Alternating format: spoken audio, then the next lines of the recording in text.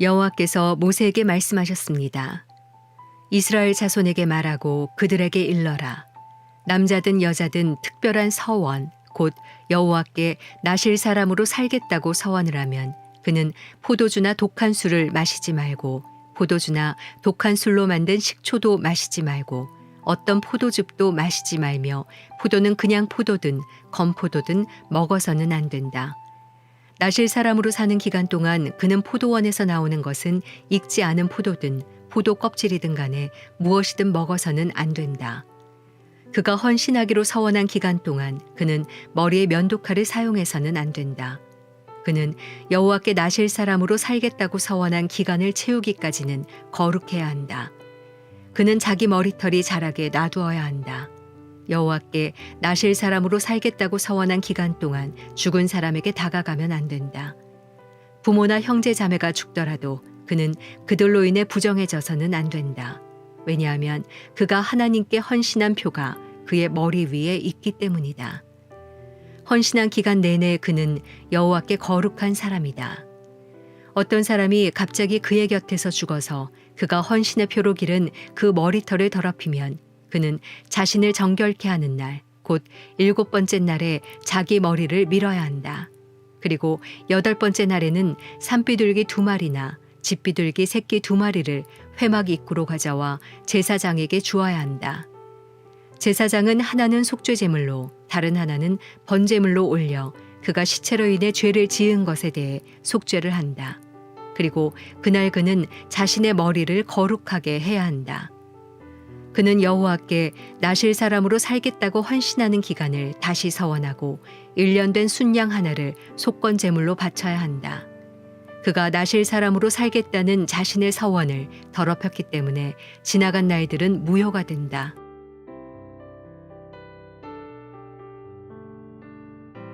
화요일 아침 기도회를 시작하겠습니다. 사랑하는 여러분, 오늘도 하나님 말씀 붙들고 또 그렇게 하루를 믿음으로 살아내기를 바랍니다.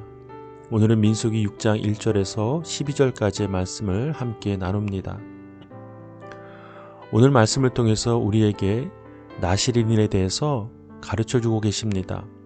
그들은 어떤 사람들입니까? 하나님 앞에 특별한 서원을 한 자들입니다. 곧 여호와께 나실 사람으로 살겠다고 서원한 자들이라고 말씀하십니다.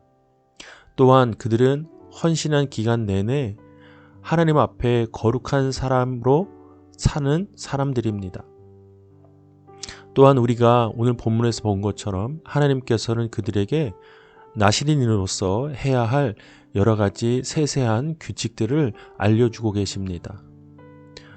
독한 포도주를 마시지 않는 것, 머리에 삭도를 내지 않는 것, 부조한 것을 대하지 않는 것, 이러한 것들을 하나님께서 그들에게 허락하심으로 그들이 이것을 지켜가고 그래서 하나님 앞에 거룩한 자로서 살아가는 그런 모습, 이것이 바로 나실인의 모습입니다.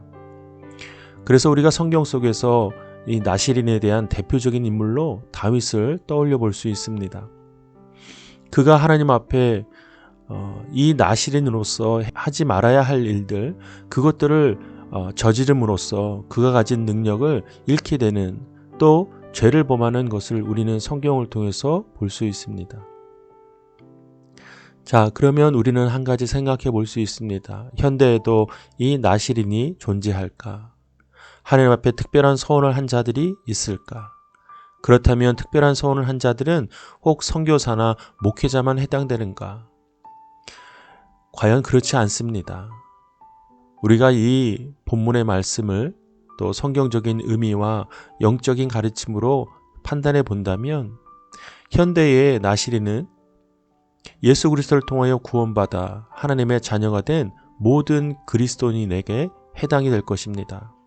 왜냐하면 나실인이 가진 가장 큰 정체성은 바로 구별됨이라는 이 거룩한 신분입니다. 우리는 세상과 분명히 구별된 하나님의 거룩한 자녀들입니다. 하나님께서는 분명 말씀하셨습니다. 내가 거룩하니 너희도 거룩하라 라고 말입니다.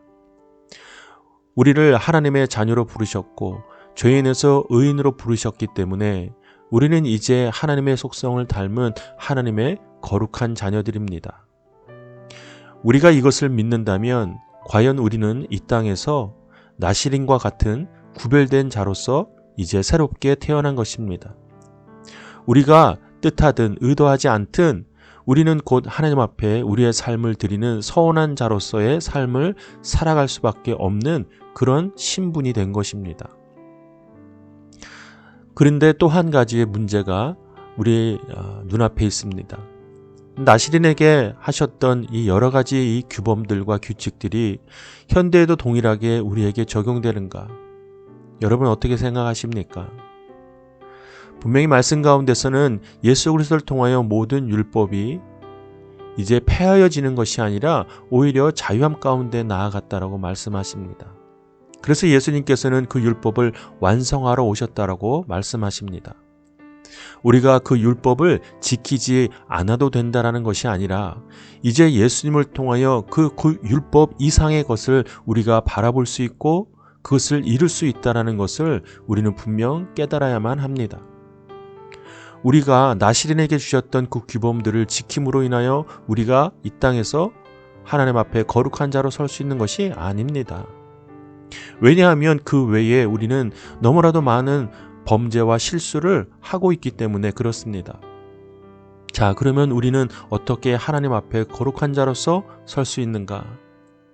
그것은 분명 우리가 세상과 다른 존재인 것을 우리가 깨닫고 그것을 붙들고 나아갈 때 비로소 우리가 하나님 앞에 거룩한 나시린으로서 설 수 있는 첫걸음이 될 것입니다.